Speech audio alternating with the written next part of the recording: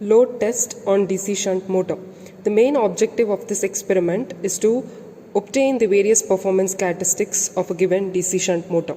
That is, we are going to obtain the various graphs which will help us to understand the behavior of the motor. As you can see the circuit diagram here, we require a DC supply of 220 volts, ammeter to measure current, voltmeter of DC type to measure voltage, and we require a rheostats or the variable resistances which are basically acting like starters. That is, they are limiting the current during starting. A 28 ohm rheostat which is connected across the motor armature, and a 230 ohms rheostat which is connected to the motor field, and a load arrangement with a brake drum and the belt. This test is the direct method of testing the given DC motor. So let us start with the circuit connection. We need a 220 volt DC supply. Then we need a DC voltmeter of 0 to 300 range in order to measure 220 volt DC, and we require an ammeter. This ammeter range has to be selected based on the nameplate details of the machine. So you can see the nameplate details of the machine on which we are conducting the experiment. The power rating is 3.7 kilowatt, speed is 1500 rpm, rated voltage is 220 volts DC, and the current is 20 amperes.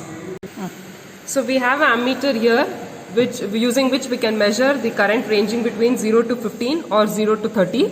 But here, since the machine rated current is 20 amperes, we will use 0 to 30 for this ammeter. We require two rheostats. One is 230 ohms rheostat which will be connected in series with the motor field, and other one is a 28 ohm rheostat which will be connected in series with the motor armature. Starting the connection, here polarity is very important. So from the positive of the supply, we have to take the connection, and that has to be given to the rheostat, one end of the rheostat. Now here in 230 ohms, these are the two terminals to which we will be making the connections, these two terminals, whereas in 28 ohms we are using these two terminals for connection. As per the circuit diagram, one of the both rheostats has to be connected to the supply, positive terminal of the supply. So this point where I have taken from the positive of the supply, I am connecting here to one rheostat. From the same point I am connecting it to the other rheostat, that is 28 ohm rheostat. That is, one terminal of both these rheostats is connected to the positive of the supply. Let us continue with the connection. So from positive of the supply, the connection has to be given to the positive of ammeter as per the circuit diagram. So you can see here it is marked as positive. So plus of the supply has to be connected to the positive terminal of the ammeter.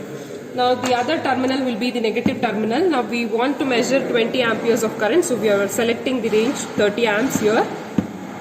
So from 30 amperes, I am taking the connection to the field rheostat. So these are the two terminals of the field rheostat which we will be using. So I will be connecting this to one of the two terminals in this rheostat.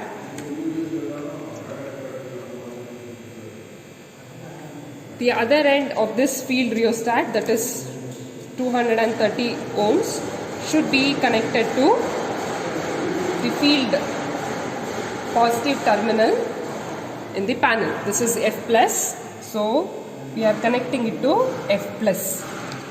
Then F minus has to be shorted with A minus, and from A minus the connection should be brought back to the negative of the supply. So this is F minus.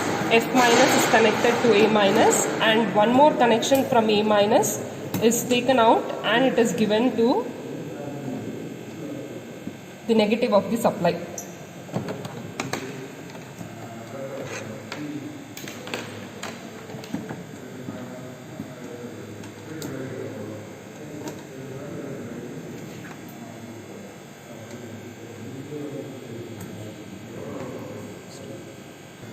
Now for 28 ohm rheostat, one connection should come from the other rheostat where we have bought the connection from the ammeter. So this is the point in the other rheostat where the connection has been bought from the ammeter. So from this point I am taking one connection to from 230 ohm rheostat to 28 ohm rheostat. The other end of this rheostat is connected to the positive terminal of motor armature A plus. Just tracing the circuit from positive of the supply we have connected to the positive of the ammeter, then negative of the ammeter we have taken and we have given it to one of the two terminals of both the rheostats. One wire is given to the 28 ohm 230 ohm rheostat, the other one is given to 28 ohm rheostat. The other terminal of this field rheostat or 28 ohm rheostat is connected to F plus, and F minus is shorted with A minus, and A minus is taken back to the supply negative. Here the second terminal of 28 ohm rheostat is connected to A plus. Now the voltmeter range what we will be selecting will be 0 to 300 because the voltage what we measure will be 220 volts. So we have 150, 300 and 600. So the range which we will have to choose here will be 300 volts.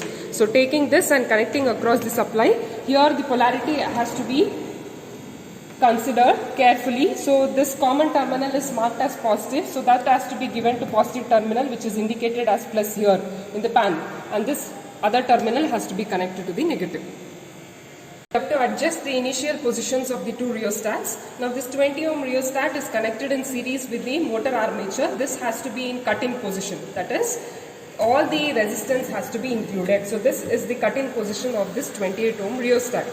The other rheostat, that is 230 ohm rheostat, is the motor field rheostat. Now this has to be kept in cut-out position. So this is the cut-out position where no terminals or no turns of this rheostat is included.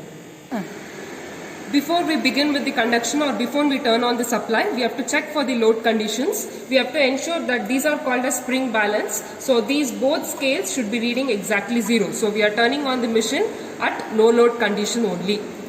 So once the circuit connection is done, we have to ensure the initial positions of the rheostats and make sure that there is no load on the motor. We will turn on the supply. Now here, as we have noted in the nameplate details, the rated speed of the motor is 1500 rpm. Because we have included the two rheostats in this motor, the speed is only 1300 rpm even after the rated voltage is applied. So now we have to adjust these rheostats and bring the motor to its rated speed. First rheostat which we will be wearing will be this armature rheostat, that is 28 ohm rheostat, which is kept in cut-in position. This has to be gradually cut out by checking the speed in the display, and we have to adjust the speed of the motor to exactly its rated speed, that is 1500 rpm.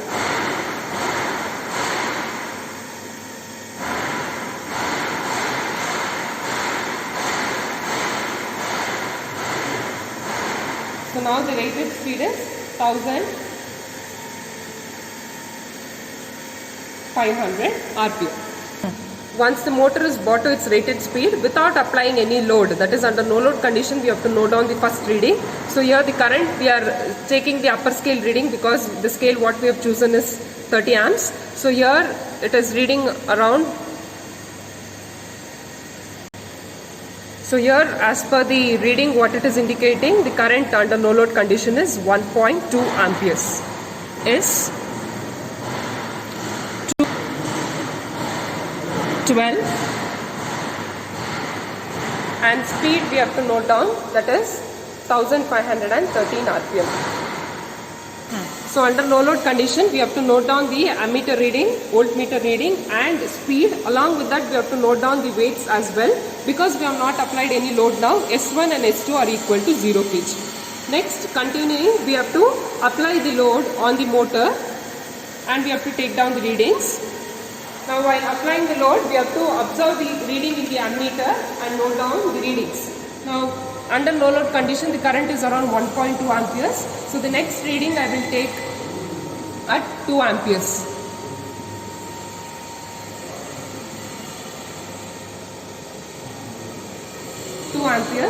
So So at 2 amperes, what is the speed has to be noted down. So you can observe here, as the motor is getting loaded, the speed is reducing. Voltage remains same as far as the voltage from the supply is constant. Now we have to note down S1 as S1 is still 0, whereas S2 is around 2 kg. This is S1, this is S2. S1 is still 0, S2 is 2 kg. Load the motor, we have to see the ammeter and then vary the load. So the next reading we will take down at 4 amperes. We will take down at 4 amperes. So for 4 amperes, still S1 is 0, whereas the load on S2 is 4 kg. So current for 4 amperes of current, the speed is 1480 RPM. This procedure has to be continued to take the reading in steps of 2 amperes. So next reading will be at 6 amperes. The corresponding reading of speed and S1, S2 should be noted down. Next reading will be 8. So we will be incrementing the current in steps of 2 amperes and noting the reading.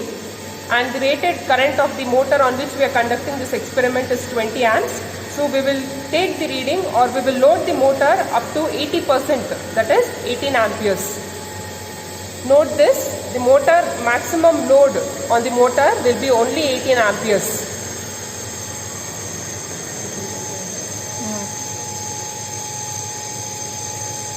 So now it is 18 amperes.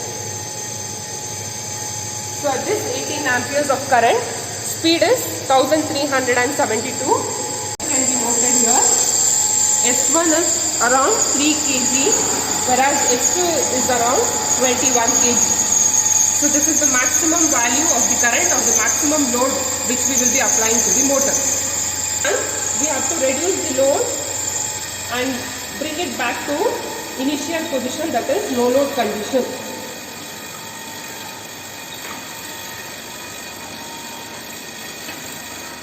Both S1 and S2 should be brought to 0 position, and here 28 ohm rheostat which we have bought from cut-in to cut-out has to be taken back to cut-in position, and then we have to switch off the supply.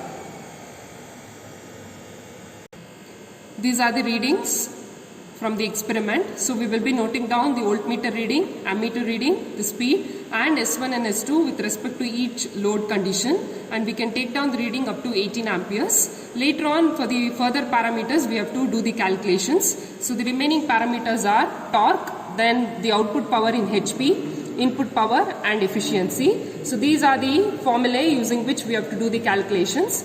We have to note down the radius of brake drum. So the brake drum what we have used now is having the radius of 0.11 meter. I repeat, the radius of brake drum is 0.11 meter. So that can be measured using a scale in this brake drum. The next parameter is torque. This torque is given by the difference of two weights. So this is not minus, subtraction, it is difference. So whichever is greater minus the other one. So you need not carry the negative sign. So difference of the weights into the radius of brake drum gives us torque in kg meter. Then to calculate the power in HP, 2 pi nt. N is nothing but the speed which we have noted down from the experiment. 2 into pi, speed into torque, which is calculated in the previous step, divided by 4500 will give us the output power in HP. Converting this output power into watts, it has to be HP has to be multiplied by 735.5 in order to convert HP to watts.